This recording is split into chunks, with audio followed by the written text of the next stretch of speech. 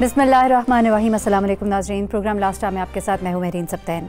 नाज़रीन, आज दिन को हमने देखा कि कराची में जो सरकारी स्कूल के असातिज़ा है जब वो एहतजाज कर रहे थे और प्रेस क्लब से रवाना हुए जब वज़ीर आला हाउस की जानिब, तो उन पर जिस तरह का तशद्दुद किया गया, जिसके नतीजे में हमने देखा कि असातिज़ा जो है वो ज़ख्मी भी हो गए। काफ़ी तकलीफ़देह मनाजिर थे जो हमने आज टेलीविज़न स्क्रीन पर देखे और लोगों को दिखाए। तब मुझे याद आया कि जब नैब के सामने बिलावल भुट्टो ज़रदारी पेश हुए थे और जब उनके वालिद आसिफ अली ज़रदारी साहब पेश हुए थे और जिस तरह से उनके कारकुनों ने जब एहतजाज किया था, तो उस वक्त बिलावल भुट्टो ज़रदारी का ये कहना था कि ये हमारा जमहूरी हक है। तो फिर क्या ये जो असातिज़ा जो कि एक पुरतशद्दुद एहतजाज भी नहीं कर रहे थे, उनके साथ इस तरह का सलूक किया जाना चाहिए था और क्या ये उनका जमहूरी हक नहीं था?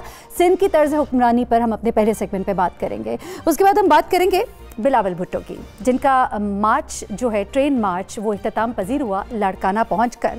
ये मार्च शहर इक़्तिदार की जानिब नहीं था बल्कि अपने ही गढ़ की जानिब था। तो इस मार्च की ज़रूरत क्यों पड़ी पाकिस्तान पीपल्स पार्टी को, इस पर हम बात करेंगे। हम ये भी जानते हैं कि पाकिस्तान पीपल्स पार्टी की सियासत में एहतजाज जो है वो इसका हिस्सा रही है। हमने भुट्टो साहब को भी देखा, हमने बेनज़ीर भुट्टो साहिबा को भी देखा, जिनके मार्च का रुख शहर इक़्तिदार होता था, लेकिन इस मार्च का रुख जो है अपना ही गढ़ था। लेकिन ये मार्च जो है ये कुछ अलग लगेज लिए हुए है। जवां साल बिलावल भुट्टो ज़रदारी, जिनको के सियासत का एक बोझ अपने कंधों पर लेकर चलना पड़ रहा है और उन केसेस के साथ वो जो है इस मार्च को लिए हुए है। बज़ाहिरन तो वो मार्च किसी और मकसद के लिए है, लेकिन असलन ये मकसद कुछ और ही है। शायद तवज्जो हटाना भी है, शायद कोई ज़ोर डालना भी है कहीं पर, लेकिन एक ही वक्त में बिलावल भुट्टो जो बहुत से महाज खोले बैठे हैं इस वक्त, एक तरफ हुकूमत को लिताड़ रहे हैं तो दूसरी तरफ रियासत को भी वो मुखातिब है और उनका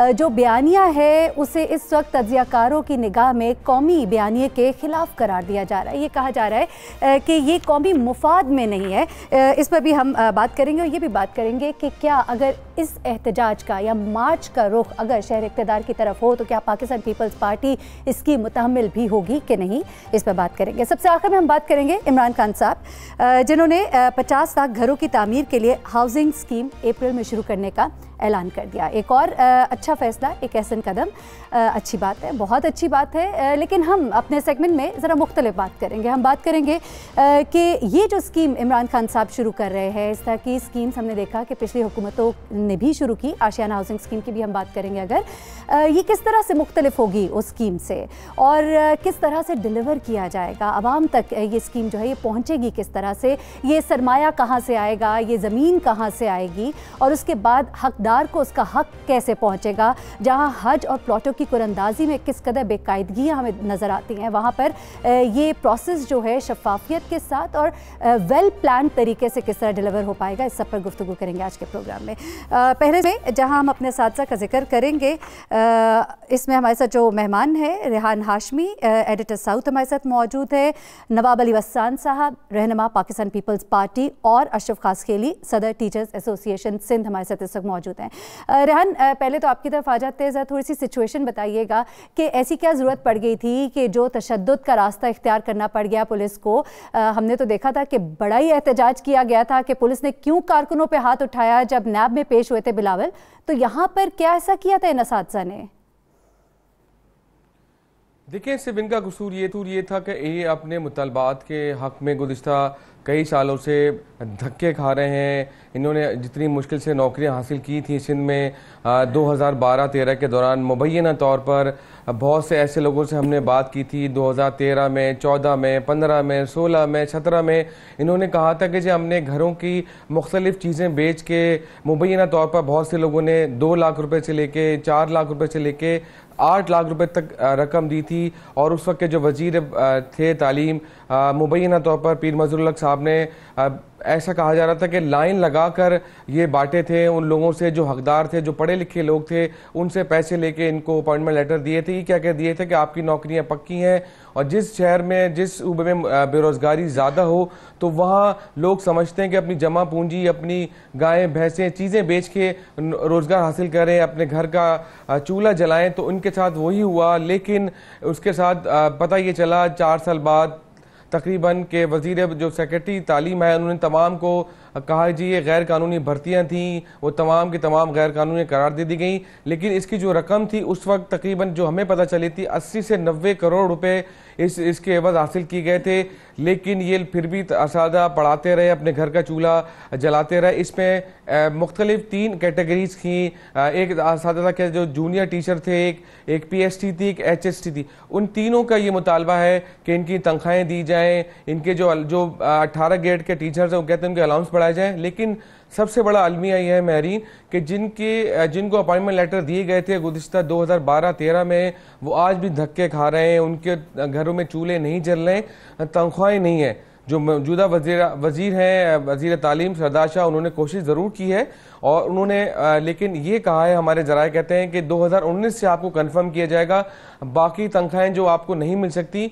तो ये काफी परेशान है। रेहान, यहाँ पे सर ये एक्सप्लेन कर दीजिएगा क्योंकि अशरफ खासखेली भी हमारे साथ मौजूद है, उनसे थोड़ा हम समझ लेंगे कि क्या मुतालबात इन टीचर्स के हैं और किस तरह से वो इस पूरे प्रोसेस को कैरी आउट करेंगे जो एहतजाज कर रहे हैं।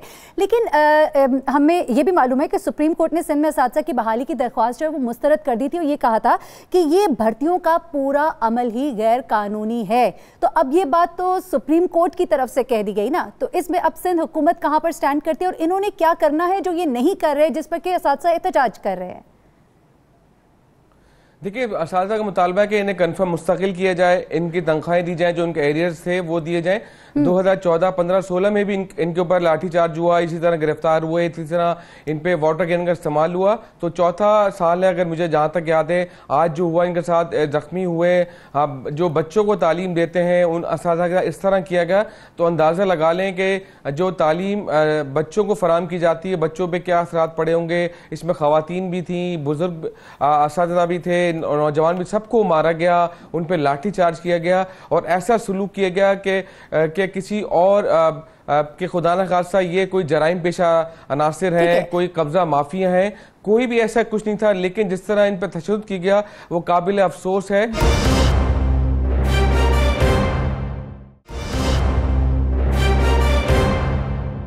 अशरफ खासखेली साहब, आप तो सारा दिन सबके साथ रहे, आपने देखे भी मनाजिर, कहाँ पर आपको लगा कि एक तो हम आपसे ज़रूर पूछेंगे कि वो मुतालबात और फिर सुप्रीम कोर्ट का जो फैसला कुछ असातिज़ा के हवाले से और जो आप लोग के मुतालबात हैं और जिस कदर आपको वादा किया गया है और उस वादे को अगर पूरा नहीं किया जा रहा वो सब तो बताइएगा। लेकिन आज दिन भर जो कुछ हुआ, क्या ऐसा कुछ असातिज़ा ने कुछ कर दिया था? उनको सिर्फ रोकने के लिए इतना पुरतशद्दुद तरीका इस्तेमाल किया गया? बड़ी मेहरबानी आपकी कि टीचर्स के इशू को आपने जो है वो बहुत बड़ी इम्पोर्टेंस दी है। 2012 के जो भी अदर टीचर्स के अपॉइंटमेंट का इशू जो अभी ये जो ज़ेरे बहस हो रहा है 2012 टीचर्स का, तो पूरी सिंध के अंदर ये नहीं है कि पूरी सिंध में ये अपॉइंटमेंट हुई। उस वक्त का जो सीनियर मिनिस्टर था पीर मज़ल हक, वो अभी भी आज भी कह रहा है कि ये अपॉइंटमेंट जेन्युइन है। तो ये पूरी सिंध के अंदर 25 डिस्ट्रिक्ट में तनख्वाह टीचर्स को मिल रही है, तो कराची और 5 डिस्ट्रिक्ट और उनका क्या कसूर है। इसके अलावा और भी इश्यूज़ हैं जिसमें मैनेजमेंट केडर, रेवेन्यू और सेक्रेटरीट ग्रुप के अफसर्स एजुकेशन में ये लाना चाहते हैं। हम कहते हैं कि एजुकेशन में एजुकेशन के अफसर को रहना दिया जाए। अगर रेवेन्यू वाले आ रहे हैं तो मेरे टीचर्स को भी रेशो दे दें रेवेन्यू में, तो वहाँ भी मेरे टीचर चले जाएंगे।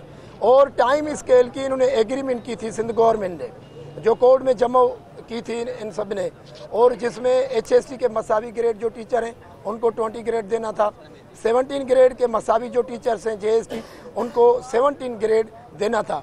अब उनके नोटिफिकेशन नहीं निकले। मुसलसल मौजूदा सेक्रेटरी और मिनिस्टर से गस्टा सिंध ने प्रीवियस 6 मंथ से टास्क किए हैं, उनके मिनट्स भी हमारे पास हैं। अभी ये मीडिया के आकर ये अपना जो मौक़िफ़ दे रहे हैं कि इनके इशू 2 हैं 4 हैं, हमने हल कर दिए। अगर इशू हल हैं तो ये हज़ारों की तादाद में पूरी सिंध से टीचर्स कराची प्रेस क्लब के सामने इकट्ठे हुए, मसाइल हल हैं, नोटिफिकेशन ले आए, तो टीचर्स को क्या ज़रूरत थी प्रेस क्लब आने की। और जो स्टेट ने टीचर्स के ऊपर जो बिहेव किया है, जैसे किसी क्रिमिनल के साथ, दहशतगर्द के साथ जो बिहेव होता है, मीडिया के सब दोस्त गवाह थे कि हम पुरअमन हैं, हम टीचर हैं, हमारे पास कलम था, पेन था, हमारे पास कोई हथियार नहीं था। अगर CM हाउस जा रहे थे तो सीएम हाउस किसी कराची या सूबे के बाहर, पाकिस्तान के बाहर किसी मुल्क की बिल्डिंग थी या इनकी जागीर थी या इनका बंगला था। हम जा रहे थे सीएम के पास, पुरअमन के आपके सेक्रेटरी और मिनिस्टर जिन्होंने टीचर्स के साथ एग्रीमेंट की है, प्रॉमिस किया है, मिनट्स जारी किए हैं, इनको कहें कि ये नोटिफिकेशन जारी करें। 200 टीचर्स हमारे, ठीक है। अशरफ खास के लिए हमारे साथ ही मौजूद रहिएगा। हुकूमत के नुमाइंदे वहाँ तो नहीं पहुँचे लेकिन यहाँ हमारे प्रोग्राम में ज़रूर मौजूद हैं। नवाब अली हसन साहब, क्या वजह है? पुरअमन तरीके से एहतजाज किया जा रहा था, आप लोगों ने इनसे प्रॉमिसेस भी किए, चले आपने पूरा करना था नहीं करना था, मुतालबात तो सुनते, कोई सुनवाई तो करते, कुछ साथ बैठ ही जाते, कुछ हमदर्दी दिखा देते, कुछ भी नहीं, खामोशी, मुजरिमाना खामोशी से हम शायद कहेंगे। पहले तो इस पे कमेंट कर दे कि जो रवैया इनके साथ आज रखा गया या पुलिस ने जो किया, बिलावल साहब ने तो कंडेम किया है, आपकी पार्टी समझती है कंडेम करने के काबिल है ये फेल, तो कैसे जुर्रत होती है सिंध पुलिस की कि वो इनके ऊपर इस तरह का तशद्दुद करे? नहीं, बिस्मिल्लाहिर्रहमानिर्रहीम, पहले तो देखें कि बिलावल साहब का जो कारवां था वो ज़ाहिरिया रास्ते पे थे और सारे मिनिस्टर और चीफ मिनिस्टर साहब बिलावल साहब के साथ थे, सारे हम उधर ही थे। हम जब ये हमें पता चला और मिनिस्टर साहब को पता चला और ख़ास करके कि हमारे जो चेयरमैन है बिलावल भुट्टो साहब, उसको जैसे भी पता चला कि फ़ौरन अहकामात ये कि फ़ौरन जो भी बंदे गिरफ्तार हुए हैं उनको रिलीज कर दो और इस चीज का कंडम भी किया। और हम सबसे पहले इन चीज, कोई एक्शन ले रहे हैं नवाब अली हसन साहब उन पुलिस अफसरान के खिलाफ या उन लोगों के खिलाफ जिन्होंने ये इकदाम लिया? इंशाल्लाह सीएम सिंध ने कोई रात में मीटिंग बुलाई है और उस पर एक्शन होगा, बाकायदे होगा, ऐसा नहीं है कि नहीं होगा। तो सबसे पहले कि मैं ये बता दूं को इनके मुज़ाकरात सेक्रेटरी साहब से चल रहे थे और सेक्रेटरी साहब और ये इरशाद खासकेली साहब हैं, इन दोनों आपस में बैठे, इनके कोई 2 या 3 मुतालबात थे, वो जब उनके हल किए गए तो इनके मुतालबात बढ़ते गए मतलब बढ़ते जाते हैं। मैंने भी एक हमारे खैरपुर में मेडिकल यूनिवर्सिटी का था, तो जब उनके मुतालबात 2 या 3 थे तो उनके तकरीबन कौन से मुतालबात है नवाब अली हसन साहब जो आपकी हुकूमत मान रही है इनकी? चले वो 2-3 मुतालबात जो आप लोगों ने कहा हमने मान लिए, वो कौन से थे? नहीं देखें, ये जो एक बात चल रही है मेरीन साहिबा के कोई मिनिस्टर साहब हैं उन्होंने पैसे लिए, ऐसा कुछ भी नहीं है।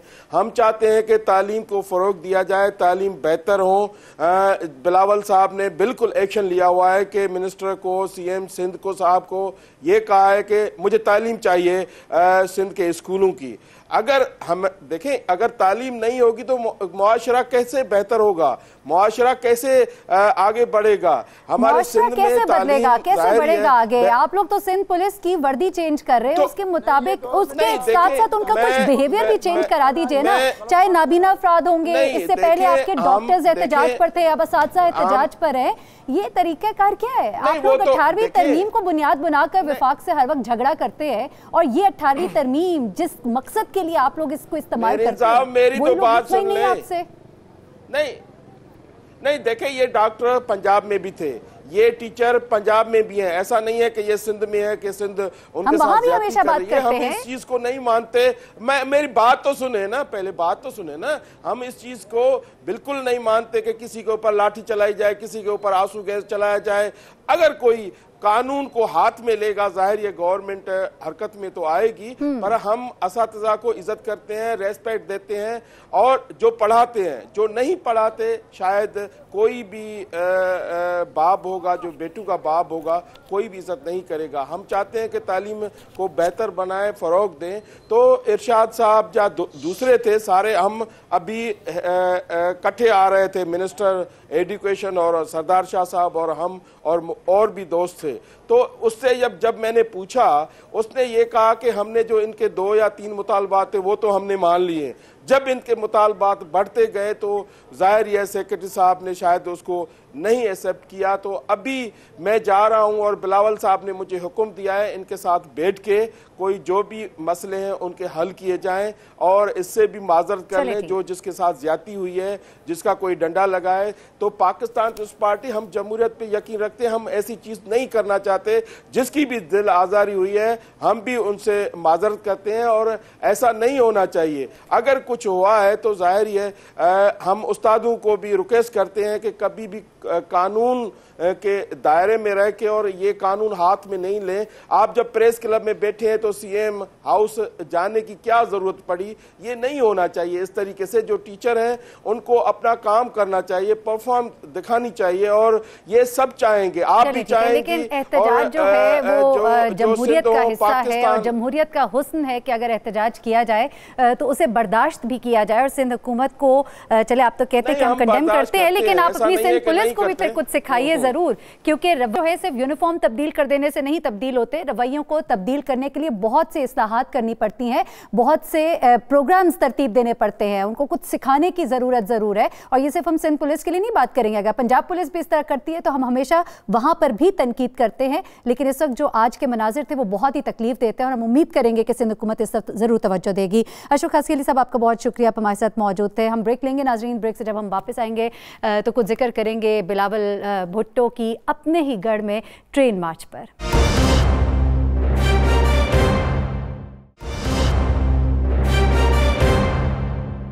वेलकम बैक नाजरीन। नाज़रीन, हम बात करेंगे ज़रा बिलावल भुट्टो के इस ट्रेन मार्च की।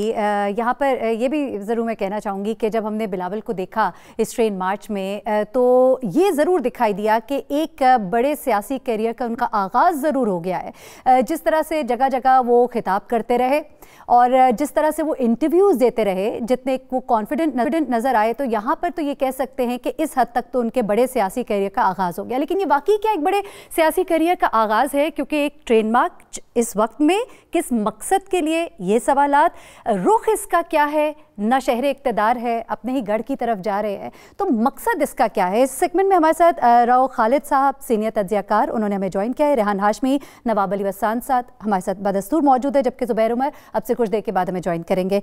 राव खालिद साहब, ज़रा इस बात का जवाब दीजिएगा। इस वक्त जो मैंने कहा कि सियासी करियर का बाकायदा शायद लॉन्चिंग हो गई है अब, अगर सही मानों में कहें, बिलावल भुट्टो की। देखिए, ताख़ीर बहुत कर दी उन्होंने। 2013 के इलेक्शन, 2018 के इलेक्शन में एक्सपेक्ट किया जा रहा था, उन्होंने कोशिश भी की। मेरा ख्याल है कि शायद उनकी कोशिशें पसंद नहीं आई उनके जो बुजुर्गवार हैं, उन्होंने फिर उनको फिर बैक सीट दे दी और ख़ुद दोबारा मैदान में आ गए। तो ये बहुत अच्छी कोशिश है। मैं तो इतना खुश हूँ इस सारी रैली को देख के, क्योंकि ये सिंध में मैंने देखा इमरान खान साहब जब गए या ये वहाँ मूव कर रहे हैं तो बड़ी वाइब्रेंट वहाँ पे पॉलिटिकल वर्कर की मैंने तादाद देखी, बहुत ज़्यादा तादाद में लोग निकलते हैं। और ये सियासी जो एक्टिविटी है, जो जमहूरी, अब राव खालिद साहब, अपने गढ़ में भी अगर इस तरह का वाइब्रेंट क्राउड ना हो तो फिर और कहाँ पर होगा? बात तो तब होती ना कि पंजाब का रुख करते, ज़रा कुछ इस तरफ आते और फिर कोई हम जी बिल्कुल बिल्कुल ये जुल्फ़िकार अली भुट्टो साहब ने जब शुरू किया, बेनज़ीर शुरू किया, मुझे वो नॉस्टैल्जिक हो गया। तो थोड़ा सा मैं 10 अप्रैल 1986 को लाहौर में आई, मेरी खुशकिस्मती है कि मैं वहाँ पे मौजूद था उस वक्त। वो सारा मंजर देखा मैंने, उसके बाद भी देखे, उसके बाद भी होते रहे जलसे, लेकिन बीच में हमारी सिक्योरिटी इन्वायरमेंट और ओवरऑल जो पोलिटिकल लॉट जो थी हमारी, बहुत ही खामोश हो गई बीच में, जो बड़ा मायूस कुन रहा जमहूरियत के लिए भी और सियासी एक्टिविटी के लिए। तो वो मैं यही कह रहा हूँ कि उनको ये इसके बाद आगे भी आना चाहिए। ये दो इसमें बड़े पॉजिटिव है। एक तो पॉलिटिकल एक्टिविटी, ये पॉजिटिव पॉलिटिकल एक्टिविटी ये करनी चाहिए और पार्लियामेंट में भी आके बैठना चाहिए, पार्लियामेंट को भी इसी तरह चलाना चाहिए जैसे उनकी ट्रेन चल रही है।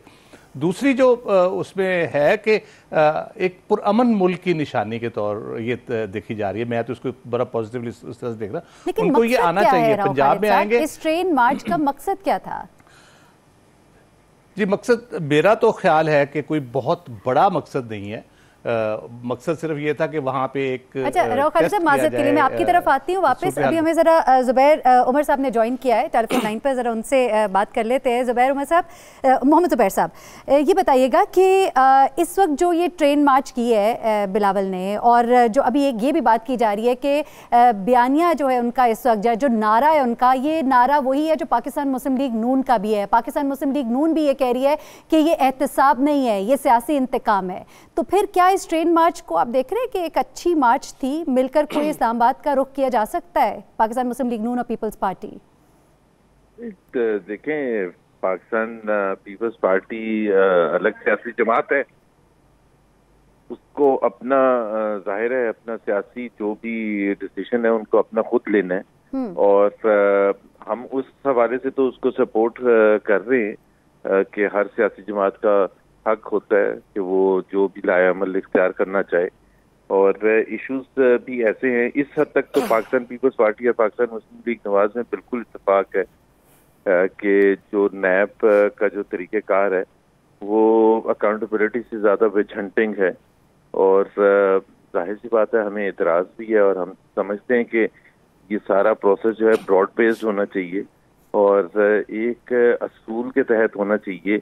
आज तक हमें समझ नहीं आई है कि नैब के चेयरमैन से मैं कह के थक गया हूँ कि जी अगर नैब और वो तकरीर भी करते हैं, पब्लिक अपीयरेंसेस भी करते हैं, बातें भी करते हैं, तो अगर वो ये बिल्कुल क्लैरिफाई कर दे कि क्यों कुछ लोगों को तहकीकात के दौरान पकड़ लिया जाता है, कुछ लोगों को आप रेफरेंस फाइल के वक्त भी नहीं गिरफ्तार करते, तो ये जो मुतज़ाद किस्म की चीज़ें। और दूसरी चीज़ ये है कि पिछले 1 साल में अगर आपने देखा हो कि एक मैं आपको एग्जांपल शहबाज शरीफ साहब के हवाले से दे दूं कि एक डीजी साहब जो थे लाहौर के नैब के, वो एक दिन में आके पता नहीं कोई 10 टीवी चैनल्स पर ये बताने के लिए आए थे कि शहबाज शरीफ कितने करप्ट है और इनके खिलाफ जो है बिल्कुल सबूत मिल गए हैं। आपकी तरफ वापस आऊंगी राव खालिद साहब माजरत के साथ। आप उस वक्त बता रहे थे कि मकसद जो है वो उस मकसद को आप किस तरह से देखते हैं, मकसद दोनों का, और मकसद है क्या?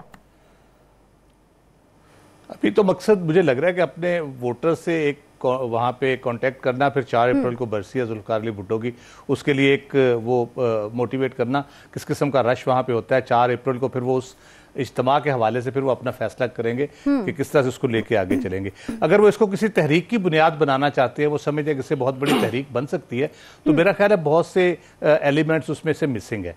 सबसे कल उन्होंने एक इंडिकेशन दे दी जिससे ये लग रहा है कि शायद मुस्लिम लीग नून उनके साथ ना जाए। जैसे उन्होंने मुबारकबाद दी नवाज शरीफ साहब को और शहबाज शरीफ साहब को, between the lines Imran Khan पे तंज करते हुए कि एनआरओ नहीं करेंगे, लेकिन मुबारक और शहबाज शरीफ साहब को, नवाज शरीफ साहब को उनको रिलीफ मिल गया। तो वो लग ही रहा है कि वो समझ रहे हैं कि एक तरफ मामला गर्म होता है तो दूसरी तरफ नर्म होता है। जी बिल्कुल ठीक थ्योरी है, लेकिन अगर बिलावल तंज कर रहे हैं इसको बुनियाद बना के, तो इसका मतलब वो समझते हैं कि मुस्लिम लीग नून शायद पसे पर्दा अपनी कोशिशें जारी रखी हुई हमारे साथ मिलके चलने का उसका उस तरह से इरादा नहीं है। बिल्कुल, और ये डर खौफ मौजूद रहता है दोनों तरफ ही। ठीक है राव खालिद साहब, आपकी तरफ अभी वापस आते हैं। नवाब अली वसान साहब, अभी जिस तरह कह रहे हैं राव खालिद साहब, एक डर खौफ तो मौजूद है, फिर वो मिलकर चलने की जो एक कोशिशें हैं वो भी अभी हमें कोई बारावर होती दिखाई नहीं देती। लेकिन सारी बातें एक तरफ, बिलावल साहब का जो बयानिया है खासतौर पर, और जो नेशनल एक्शन प्लान के हवाले से या फिर वो जो भी बात करते रहे रियासत के हवाले से, जिस पर हर तरफ से ही तनकीद हुई, कौमी मुफाद में नहीं उनकी ये तनकीद जो है, तो किस तरह का बयानिया लेके और बहुत से महाज खोल कर बिलावल भुट्टो जो है इतना लगेज लेकर किस तरह से चल पाएंगे लगता है? और अगला जो मार्च है वो क्या है इरादा कोई दूसरी तरफ जाने का? देखें मेहरीन साहबा, बिलावल साहब का न लॉन्ग मार्च था न कोई ऐसा सीन था। जाहिर ही है ये फ़्लाइटें जब इंडिया ही पाकिस्तान का थोड़ा सा माहौल गर्म हुआ तो उस पर सखर की फ़्लाइटें बंद थी और मोहनजोदड़ो की फ़्लाइटें बंद थी। इस वजह से बिलावल साहब ने या तो बाय रोड जाना था या तो बाय ट्रेन जाना था, 2 ही रास्ते थे। तो इस वजह से बिलावल साहब ने पार्टी के दोस्तों ने मशवरा दिया कि आप ट्रेन के थ्रू जाएं। यकीन करें मेहरीन साहब का क्या मकसद जिस तरीके से क्या मकसद क्या था? जगह नहीं, मैं मेरी बात तो सुने, कंप्लीट मेरी बात तो सुने। तो यकीन करें कि जैसे कराची से कोई 25 या 30 स्टेशन थी, तो मैंने अपनी जिंदगी में इतने लोग नहीं देखे, मैंने कभी ऐसा सीन नहीं देखा कि अपने लीडर के लिए, अपने बहादुर जो उधर से निकला है, जो हमारा लीडर है, तो लोग ऐसा स्टेशन के बगैर भी लोग रस्तों पे खड़े रहे ऐसे ही देखने के लिए, गाड़ी को देखने के लिए। सिंध की आवाम ने वाकई दिखा दिया ऑन ग्राउंड। आपने क्या देखे मनाज़िर? हम तो सोशल मीडिया पे कुछ वो भी देखते रहे, वो एक साहब माइक पकड़ के लोगों से पूछ रहे थे कि तुम्हें कौन यहाँ लेकर आया, कितने पैसे दिए, ये भी कुछ चीजें थी बीच में। जब लॉन्ग मार्च का ऐलान होगा आप खुद देखेंगे कि लोग कहाँ से कैसे होंगे। लॉन्ग मार्च नहीं था, खामोश हो जाए तो मैं आपको पूरी बात बताता हूँ कि ये कैसे हुआ, इसकी वजूहात। देखिए, सबसे इम्पॉर्टेंट बात है, जैसे हम अपने प्रोग्राम में पहले भी कह चुके हैं, साबिक सदर आसिफ जरदारी ने आज भी ज़मानत हासिल की है। बहुत अच्छा इक़दाम किया बिलावल भुट्टो साहब ने कि ट्रेन के ज़रिए मार्च किया। वहाँ पीपल्स पार्टी के जो सोए हुए कारकुन थे, अंदरून सिंध थे, मुख्तलिफ इलाकों में थे, उन्हें जगाया। पंजाब के कारकुनों को मैसेज दिया कि अब तुम भी जाग जाओ, हो सकता है ये अगला दौरा पंजाब का हो। लेकिन सबसे इम्पॉर्टेंट बात यह है कि बिलावल भुट्टो ने दौरा के बाद ये बताया ज़रूर है कि वो जुल्फ़िकार अली भुट्टो के नवासे हैं। भुट्टो की जो सियासी किरदार था, भुट्टो साहब जो आवाम के लिए करते थे, वो मैसेज देना चाहते थे कि मैं चाहे कुछ भी कर लो, मैं शहीद बेनज़ीर भुट्टो साहब का बेटा हूं और नवासा हूं भुट्टो का।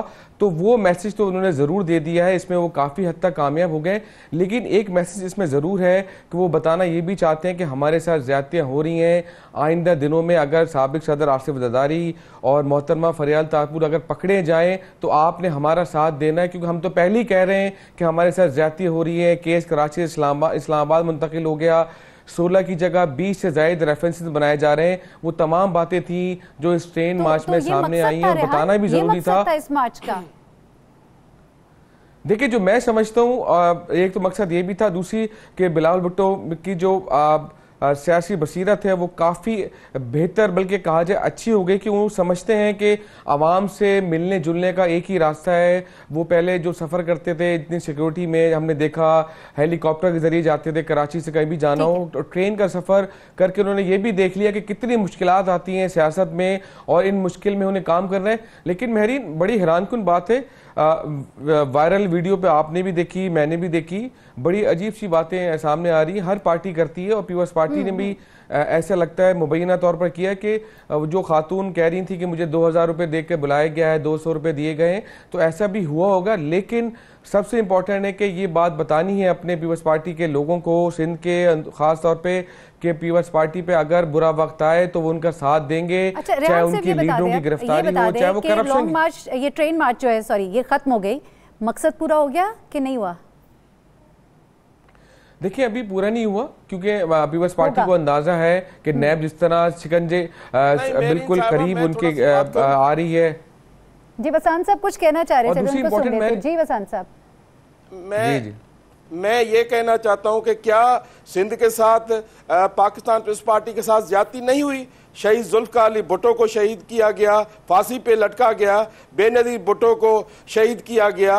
क्या ये अगर पंजाब के केस सिंध में नहीं आते, अगर सिंध के केस चले जाते हैं पिंडी की तरफ, ये क्या इंसाफ है? तो मैं चाहता हूं कि पाकिस्तान पीपल्स पार्टी अवामी पार्टी है, इसने बड़ी कुर्बानियां दी हैं जमहूरियत के लिए, इस मुल्क के लिए, इस कौम के लिए, जिसका पूरा खानदान चला गया हो। देखिए, मैं बता रहा हूं, जिसका पूरा खानदान चला गया हो, जिसने बड़ी इंपॉर्टेंट बात है ना। देखिए, मैं एक बात आपको बताऊं, देखिए एक बात बड़ी इंपॉर्टेंट है। देखिए, पीपल्स पार्टी कहती है कि हमारे खिलाफ केस इस्लामाबाद मुंतकिल ना हो, चले उनकी बात मान ली जाती है। तो क्या पीपल्स पार्टी अगर इस्लामाबाद में केस हो चाहे कराची में हो, जब वो कहती है कि हमने करप्शन नहीं की, तो उसमें डरने वाली बात ही नहीं होनी चाहिए। जरदारी साहब कहते हैं कोई फर्क नहीं पड़ता कि वहां भी शिफ्ट हो जाए। जब उनसे एक सहाफी ने सवाल किया था, ठीक है मुझे ब्रेक पे जाना है, आपका बहुत शुक्रिया, आप हमारे साथ इस सेगमेंट में मौजूद थे। नवाब अली वसंत साहब, आप भी हमारे साथ मौजूद थे, आप दोनों का बहुत शुक्रिया। राव खालिद साहब हमारे साथ मौजूद होंगे, और हम अपने अगले सेगमेंट की तरफ बढ़ेंगे ब्रेक के बाद, और उन 50 लाख घरों के हवाले से बात करेंगे, किस तरह से ये बनाए जाएंगे, क्या प्लानिंग है इसके लिए, और किस तरह ये प्लान जो है मुख्तलिफ है बाकी उन पहली हुकूमतों के प्लान से। सब पर गुफ्तगू करते हैं एक ब्रेक के बाद।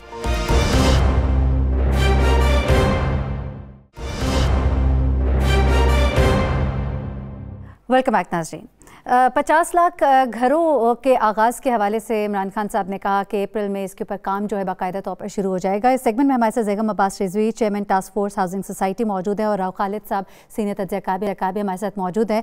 ज़ैगम अब्बास साहब, थोड़ा सा हमें बताइएगा, क्योंकि जब बात हो रही है इस प्रोजेक्ट के ऊपर, तो शुरू से ही बातें कही जाने लगी थी कि बड़ा ही मुश्किल है ये काम। इमरान खान साहब ने ये कह तो दिया है, लेकिन ये शायद एक इंतखाबी नारा ही साबित होगा। चले, हमने देखा आगाज़ भी कर दिया, बुनियाद भी डाल दी, लेकिन लेकिन कैसे होगा, कैसे ये सारा काम, कहाँ से आएगी ये ज़मीन, कहाँ से आएगा सरमाया? जो आप कहते हैं निजी बैंक देंगे या बाहर से आएगा सरमाया या निजी शोबे देंगे, तो वो तो पहले भी किया गया और वो तो हुकूमतों को सूद के साथ वापस करना पड़ा, नुकसान हुआ। क्या ये भी कुछ इसी तरह का मॉडल होगा? देखिए, बात बड़ी सीधी सी है। 1970 में पाकिस्तान की आबादी तकरीबन 58 मिलियन थी, जोग्राफिया यही था। उसके बाद आज 208 मिलियन है, जोग्राफिया ज़मीन उतनी है, 4 गुना आबादी बढ़ गई। By turn of the century Pakistan की आबादी 375 मिलियन प्रोजेक्टेड है with the population growth rate. इसका मतलब है कि जो 1970 में जिस ज़मीन पे 56 लोग रहते थे, आज 208 मिलियन लोग रहते हैं। By turn of the century वहाँ पे 378 गुना लोग ज़्यादा रहेंगे। तो उनकी ज़रूरियात में छतों की ज़रूरत तो 8 गुना हो जाएगी। अगर आप एड्रेस नहीं करेंगे इस इशू को तो वो लोग करेंगे कैसे? हमारे मुल्क में देखिए, बात पहले तो ये तय कर लीजिए कि ये काम होना है। There is no choice not doing it. ये तय तो कर लिया। वो तो कह रहे हैं कि सरकारी जमीन तक हमसे छुपाई जा रही है, तो फिर वो जमीन, वो जिस पर घर बनेंगे, वो जो आप कह रहे हैं रकबा इतना ही है, आबादी इतनी बढ़ गई है, तो वो जमीन कहाँ से आएगी? सरमाए पे तो चले बाद में जाते हैं। ज़मीन यही तो अर्ज़ कर रहा हूँ ना जी, कि अगर आज आप इस ज़मीन पे प्रॉपर प्लानिंग के साथ, अब कराची है, 55% ऑफ कराची कच्ची आबादी स्लम्स जो हैं the most inefficient use of land हैं। अब जैसे आप कहते हैं खुराक के लिए हम प्रोडक्टिविटी लैंड की बढ़ाते हैं, पर हेक्टर यील्ड बढ़ाते हैं, इसी तरह मकानों की भी पर हेक्टर यील्ड हमें बढ़ानी पड़ेगी, पूरी प्लानिंग करनी पड़ेगी। और तो ये ऐसा नहीं है, मतलब अगर 1 लाख एकड़ ज़मीन जो है ना जी, उसके ऊपर अगर हम ग्राउंड प्लस 4-5 के घर बनाएं तो 50 लाख घर बन जाते हैं। जो वैक्यू ट्रस्ट प्रॉपर्टी बोर्ड के पास जो ज़मीन है, जो तकरीबन शहरों में है, वो तकरीबन 1,10,000 एकड़ से ज़्यादा है।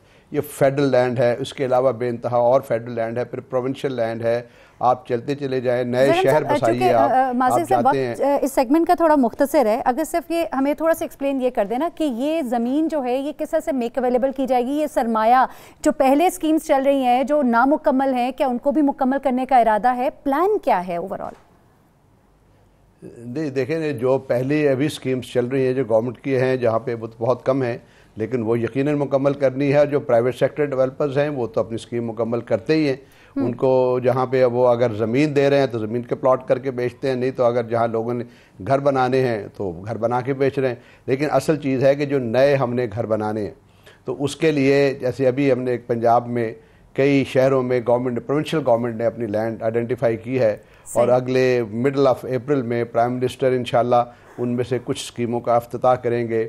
इसी तरह हम जो देख रहे हैं कि आज KPK की जो टास्क फोर्स है उसकी मीटिंग थी, मैं वहाँ था। उन्होंने ये प्लान बनाया है कि इंशाल्लाह इन ज़मीनों पे जो है हम घर बनाएंगे। ऑफ कोर्स नबी पाक सल्लल्लाहु अलैहि वसल्लम की भी हदीस है कि नई बस्तियाँ बसाओ, नए शहर बसाओ। अगर आप ट्रैवल कीजिए तो साइडों पे ऐसी बेइंतहा ज़मीनें हैं जहाँ पे अगर प्रॉपर इंफ्रास्ट्रक्चर आप डेवलप करें तो छोटे छोटे शहर बस सकते हैं। ये मेरा कहने का मकसद ये है कि ये सवाल ऐसा है कि जिसका ये जवाब होना चाहिए जी, तो होना तो है। अब let's all set, is not Imran Khan only issue, ना किसी का है, ये सारी पूरी कौम का इशू है कि हमने अपनी आइंदा वाली आने वाली नस्लों के लिए घर बनाने हैं। अब आपने पूछा था फाइनेंस पैसा कहाँ से आएगा। देखिए, पैसा जो है जैसे जैसे घर बनेंगे मार्केट सप्लाई आती है। ज़ैगम साहब, आप साथ ही रहिएगा। हमें अभी ज्वाइन किया है तारिक बशीर साहब ने, वफाकी वज़ीर हाउसिंग है हमारे साथ। तारिक बशीर चीमा साहब, बड़ा ही अच्छा प्रोजेक्ट है, 50 लाख घरों की तामीर शुरू करने का ऐलान जो है, लेकिन सवाल हमारा मुख्तसरन ये है कि क्या प्लानिंग क्या है? वो ज़मीन, वो सरमाया, वो प्लानिंग कैसे मुख्तलिफ होगी उन गुज़िश्ता हुकूमतों से जो वाकई डिलीवर कर पाएगी? पाइपलाइन में क्या है? क्या देखिए जी, पाइपलाइन में बहुत कुछ है और मेरे ख्याल में ये जो प्रोजेक्ट्स जिनको आप समझ सकते हैं कि बहुत बेहतर अंदाज में डिजाइन किए गए हैं, कि आपके साथ मेरे ख्याल में रिजवी साहब तशरीफ रखते हैं इस वक्त। जी, ज़ैगम साहब हैं, रिजवी साहब। बिल्कुल जी, ज़ैगम साहब टास्क फोर्स के हमारे चेयरमैन भी हैं। हाँ जी, बिल्कुल। और इन्होंने उसको डिजाइन किया है अलॉन्ग विद हाउसिंग मिनिस्ट्री, और हमने इस पे दिन रात मेहनत की है। टास्क फोर्स ने अलहदा मेहनत की है, हाउसिंग मिनिस्ट्री ने अलहदा मेहनत की है। इनका एक मुकम्मल ड्राफ्ट बनाकर कुछ पोर्शन लॉ डिपार्टमेंट को भेज दिया गया है, कुछ पोर्शन फाइनेंस डिपार्टमेंट को भेज दिया गया है। हाउसिंग अथॉरिटी जो है वो प्राइम मिनिस्टर साहब ने अनाउंस करनी है। तो मैं समझता हूँ कि आप थोड़ा सा ये क्वेश्चन दें गवर्नमेंट को। देखें, ये नहीं हो सकता कि ओवरनाइट प्राइम मिनिस्टर एक पैकेज का ऐलान करते हैं कि मैं 5 मिलियन हाउसेज बनाऊंगा और जैसे इक़्तिदार में आए अगले दिन कंस्ट्रक्शन शुरू हो जाए। This is not possible. इसके ऊपर मेहनत हुई है और दिन रात मेहनत। हम तो ये कह भी नहीं रहे ना तारिक बशीर चीमा साहब, ओवरनाइट हमने तो जब ये ऐलान सुना था हमने तभी कहा था एक बहुत बड़ा ऐलान कर दिया इमरान खान साहब ने। लेकिन बिल्कुल चैलेंजिंग है, बहुत बड़ा चैलेंज है ये खान साहब के लिए भी, पूरी हुकूमत के लिए भी, हमारी मिनिस्ट्री के लिए। लेकिन हमारे तहफ्फुज़ात है कि इमरान खान साहब तो खुद कह रहे हैं सरकारी जमीन का भी नहीं पता लग रहा कि किस किस के पास है। कब्जा ग्रुप का भी हमें पता है पाकिस्तान में क्या है, तो ऐसे में वो जमीन, वो सरमाया, वो बहुत बड़ा सवाल है। देखिए, बात यह है कि थोड़ा सा पेशेंस दिखाएं। चलिए ठीक, ये इंशाअल्लाह अल्लाह ताला ये एक this would be the biggest feather in the cap of the prime minister. इंशाल्लाह जी, हम तो दुआ करते हैं राव खालिद साहब। और ये इस पे हमने प्राइम मिनिस्टर साहब को देखा ना, ये बेसिकली प्राइवेट लेड प्रोजेक्ट है। हमारा काम है जो भी ये प्राइवेट सेक्टर इसमें इन्वॉल्व होगा उसको हमने फैसिलिटेट करना है। हमने प्राइम मिनिस्टर की इंस्ट्रक्शंस को लेकर आगे चलना है और इंशाअल्लाह ताला आपको अंदाजा ही नहीं है, ये ज़ैगर मुफ्ती साहब आपको बता सकेंगे कि कौन कौन से मुल्क से कितनी मल्टीनेशनल कंपनीज हैं जो ये इंटरेस्ट शो कर रही हैं। बहुत सी इंडस्ट्रीज चलेंगी, रोजगार मिलेगा राव खालिद साहब। लेकिन हम ये भी देखते हैं, हम उम्मीद करते हैं, हम अच्छे की उम्मीद रखते हैं, होप्स हाई, वो सब अपनी जगह। लेकिन राव खालिद साहब, जब हम देखते हैं कि एक मंसूबा जिसका इफ्तिताह 23 मार्च को होना था और उस मंसूबे के ऊपर इस वक्त कितने सवालात हैं, तो जहन में इफ्स एंड बट्स और डाउट्स तो आते हैं ना कि खुदा न खास्ता प्लानिंग में जो फुकदान हमें नजर आता है बहुत सी जगहों पर इस हुकूमत के, अगर तो कहीं उसका निशाना ना बन जाए, या उसके लिए आपको लग रहा है कि इस बार वाकई प्लानिंग इनकी सही सॉलिड है? देखिए, इतना बड़ा मंसूबा है, चैलेंजेस ऑब्वियसली उसके बहुत बड़े हैं। जितना बड़ा मंसूबा है उतने बड़े चैलेंजेस होंगे। और मेरा ख्याल है पाकिस्तान में पहली मर्तबा इस तरह से इस प्रोजेक्ट को किया जा रहा है, वरना सरकारी तौर पे घर दिए जाते थे 5 मरले के हों, 10 मरले के, जैसे भी होता था। पाकिस्तान हाउसिंग फाउंडेशन ने, पाकिस्तान हाउसिंग अथॉरिटी ने किए और इस तरह के प्रोजेक्ट सूबों में हुए, आशियाना की जैसे आपने बात की। लेकिन ये एक बिल्कुल डिफरेंट किस्म का मंसूबा है। उसमें चैलेंजेस जो बुनियादी तौर पर एक्वायरमेंट ऑफ लैंड भी हो जाएगी, फाइनेंस का जैसे ये कह रहे हैं प्राइवेट बैंक्स को मोटिवेट कर रहे हैं, इंटरेस्ट पे उनको रिलीफ दे रहे हैं उसके ऊपर। इस तरह से इंटरनेशनल इन्वेस्टर भी आना चाह रहे हैं, तुर्की, मलेशिया के मुमालिक जो हैं वो भी, चीन भी बहुत ज्यादा आबादियों को मालिकाना हुकूक देकर, ये काम भी एक अच्छी इनिशिएटिव है। हाँ। लेकिन जब आप बनाएंगे इसको, जो स्पोर्ट इंडस्ट्री आपकी है उसकी कैपेसिटी है कि इतने बड़े लेवल पे जब आप ऑपरेशन करेंगे उसको केटर कर पाएगी। अगर आप इस साल में शुरू करते हैं तो वो स्पोर्ट इंडस्ट्री जो आपकी है, सीमेंट इंडस्ट्री है, ब्रिक इंडस्ट्री है, सरिया है, उसमें ये घर की फिनिशिंग के प्रोडक्ट्स हैं, बहुत सी किचन की फिटिंग्स होती हैं, बिजली की फिटिंग्स होती हैं, बेशुमार चीजें उसमें इन्वॉल्व होती है। इंडस्ट्री बहुत बड़ी, नो डाउट बूस्ट मिलेगा जो ये दावा कर रहे हैं। तारिक बशीर चीमा साहब, इस तरफ भी लग रहा है कि इमरान खान साहब का कुछ फोकस है, इस तरफ से भी फाइनेंसर्स जो हैं या जो लोगों की सपोर्ट करना चाहें, कुछ इस रुख भी काम होगा? अभी ये एक फाइनेंशियल मॉडल सामने आ गए और इसको चूंकि एक ऐसा प्लान बनाया जा रहा है कि जो गरीब से गरीब लोग हैं, जो कभी तसव्वुर भी नहीं कर सकते कि उनकी अपनी छत होगी, अगर वो 5 से 7 हज़ार रुपए के किराए के घर में एक कमरे में रह रहा है, तो हम ये प्लान कर रहे हैं, ये कोशिश कर रहे हैं कि उसको ऐसा घर ऑफर करें कि उसकी जो किस्त है वो 5, 7, 8 हज़ार रुपया हो, ताकि उसका ये ख्वाब जो है ये पूरा हो सके कि वो अपनी जिंदगी में किसी घर का मालिक बन सकता है। अब देखिए, गुजारिश ये है कि ये जिस तरह वो खान साहब ने भी ये जो बात आप कोट कर रहे थे ना, ये चैरिटी, चंदा, इसके पीछे भी एक फिलॉसफी है। फिलॉसफी ये है कि चूंकि माजी में हुकूमतों पर लोगों का एतमाद नहीं था, लोग टैक्स नहीं देते, लोग टैक्स इसलिए नहीं देते थे कि उनको पता था कि ये जो हुकूमतें हैं ये हमारे टैक्सों पर याशियां करती है। ठीक हो गया। हमारे टैक्सों पर ये लोग रेवेन्यू जनरेशन होगी। तारिक चीमा साहब, चूंकि प्रोग्राम का वक्त खत्म हो गया, आपकी बात पहुंच डेफिनेटली जब लोगों का एतबार जो है वो बढ़ेगा तो रेवेन्यू जनरेशन भी होगा और गुर्बत मुकाव मुहिम, हेल्थ कार्ड हो गया, या फिर अपने घर की जो ख्वाहिश लोगों की अगर पूरी होगी तो बहुत अच्छे इकदाम है, वेल प्लान्ड अगर होंगे तो डेफिनेटली डिलीवर भी होंगे। हम उम्मीद करेंगे, दुआ करेंगे इंशाल्लाह आने वाला वक्त पाकिस्तान की कौम के लिए बहुत बेहतर होगा। इंशाल्लाह अगले हफ्ते आपसे फिर मुलाकात होगी। सब मेहमानों का शुक्रिया अदा करूंगी। अल्लाह हाफिज़।